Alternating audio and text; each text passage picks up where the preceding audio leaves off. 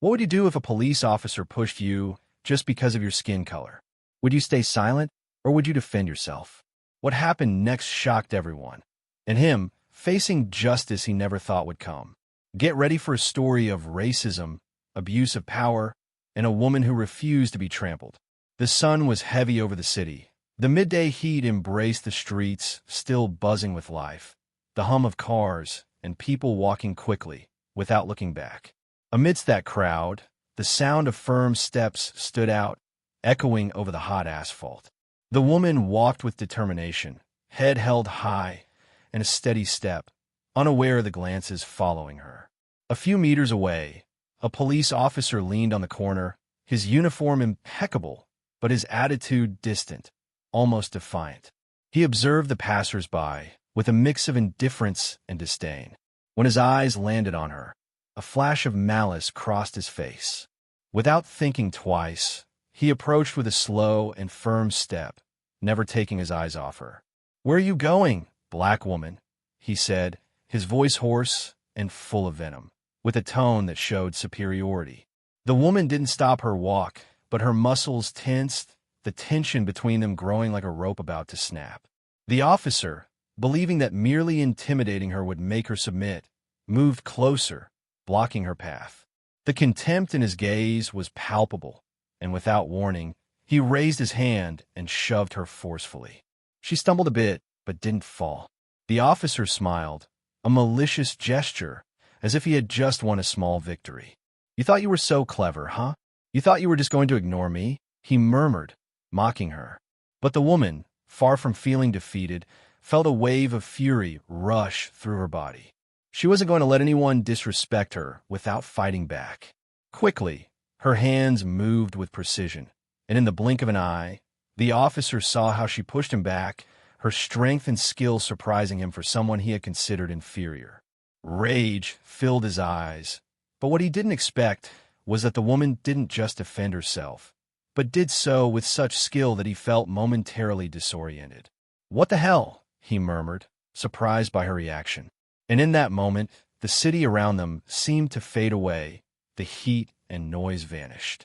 All that was left was him, the woman in front of him, and a battle of forces about to explode. The officer, stunned, took a few steps back. He hadn't expected someone like her, with her demeanor and calm gaze, to react with such violence.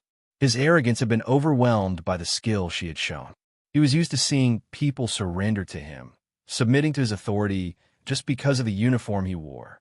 But now, he was choosing between feeling defeated or continuing with his arrogance. With his face red with fury, he stepped forward, trying to regain control of the situation. "Who do you think you are?" he roared, his voice trembling with anger. The crowd passing by began to stop, some with their phones in hand, watching expectantly, but no one dared to intervene. The officer, furious, began to move toward her again, but the woman didn't move. Suddenly, she raised her hand firmly, with the same calm she had shown during the first shove. It wasn't a threat, but a warning. "Stop playing the hero. This isn't your turf," she said, her voice clear but loaded with tension. He looked at her out of the corner of his eye, trying not to yield. He thought he was buying time, trying to intimidate her again. But something in his mind began to rumble, a thought, a doubt, something he hadn't noticed before. The woman's movement wasn't just precise, it was professional, as if every gesture of hers had been trained, as if she wasn't an ordinary person. At that moment, the officer looked closer, noticing the detail he had missed earlier. On the back of her jacket, the edge of a small emblem, discreet but visible enough. The insignia of an organization he knew well, the FBI. His face paled in an instant. "Are you—" he began to say, but the words caught in his throat. The woman, who had remained composed until then, stared at him. Her gaze was no longer filled with fury, but with an unshakable calm. "Yes," she replied, as if she already knew the question he never finished. "I'm part of the FBI." The revelation hit him like a wave of cold water. The woman he had tried to humiliate and push around, the same one he had considered just an easy victim of his abuse of power, was not only his equal, but someone with far greater authority than his own. Cold sweat ran down his forehead, and his arrogance vanished in an instant. The officer hadn't just tried to intimidate a federal agent. He had underestimated the extent of her capabilities. The murmur of the crowd grew louder, some already recording, others whispering among themselves, starting to realize that what was happening was much bigger than they thought. The woman remained in her place, authority emanating from her posture. The officer, for a moment, thought about retreating, but something inside him, a mix of pride and ego, pushed him not to give in. "I was wrong," he murmured, but the woman didn't let him finish the sentence. "You know that, right? Now you need to understand what that means." And in that moment, before the officer could react, she took out her mobile phone with one hand and, while looking at him intently, said, "Don't worry, we've already started the report." The officer, now aware of his mistake, stood frozen for a moment, as if his entire world had collapsed before him. The woman's face remained impassive, her eyes fixed on him, showing no trace of compassion.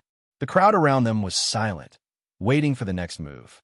Suddenly, the woman raised her mobile phone and, with a calm voice, spoke into the microphone. "Internal Affairs Unit, we have an incident at the corner of 5th and Elm. I need a supervisor here now." The officer tried to speak, but the words were stuck in his throat. There was no turning back now. He knew the situation was irreversible. He knew the report she had just generated with her call would be the end of his career, an irreversible stain on his record. She looked at him with disdain, almost as if he were not worth her time. "You know you can't go any further with this. Not with what you just did," she said, her tone firm but calm. The contempt in her words made the officer feel as if his entire being was crumbling. His power over others no longer existed, and the truth was crushing him with force. Within minutes, several patrol cars arrived with officers from the Internal Affairs Unit, who quickly began to take control of the situation. The officer tried to resist, but he knew it was pointless. 2 agents surrounded him, ensuring he couldn't escape, while others documented the scene and took statements from the witnesses. The woman watched silently, her presence calm but unshakable, while the authorities began to handle the case. With undeniable authority, one of the Internal Affairs officers approached the woman. "Thank you for your bravery, Agent. We know this wasn't easy." The woman nodded slightly, but didn't show any more emotion than she already had. She had only done what she had to do. She had only fulfilled her duty. "This officer will be processed for abuse of power, racism, and misconduct," said the supervisor while signing documents on the spot. "We'll need to make sure his behavior doesn't go unpunished." The officer, who was already being handcuffed, looked down in shame, his eyes filled with regret and fear. He knew his life would change forever. The woman, however, had accomplished something greater than justice in that moment. She had defied discrimination, abuse of power, and the arrogance of those who believed themselves superior just because of their position. She, a black woman, not only defended herself, but fought for what was right, dismantling the arrogance of a system that had failed. The supervisor, finishing the documentation process, turned to the woman and extended his hand. "Thank you, Agent. This doesn't happen every day, but what you did today was not only right but essential." The woman shook his hand firmly, without smiling, but with a feeling of satisfaction inside. The sun, which had witnessed all the chaos, was beginning to set. The city was returning to normal, but she, now more than ever, knew that her fight wasn't limited to that moment, but to every day of her life. With one last glance at the officer being led away in handcuffs, she took a step back, disappearing into the crowd, leaving the scene behind, but knowing that her action had made a change.